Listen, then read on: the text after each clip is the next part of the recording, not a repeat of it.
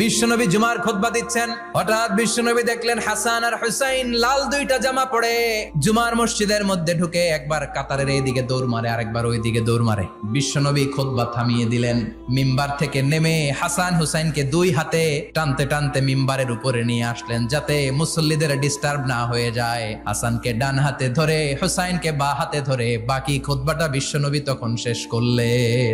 আবার বিশ্বনবী জুমার খুতবা দিতে দাঁড়ালেন, এক সাহাবী এসে বসে বলল, বিশ্বনবী বললেন, কম দাঁড়াও, 2 রাকাত পড়ছো?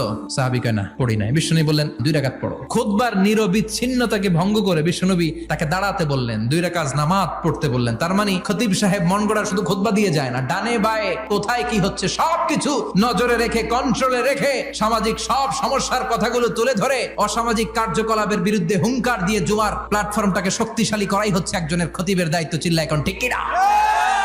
এ কাজই করেছেন বিশ্বনবী 500টা খুতবায়।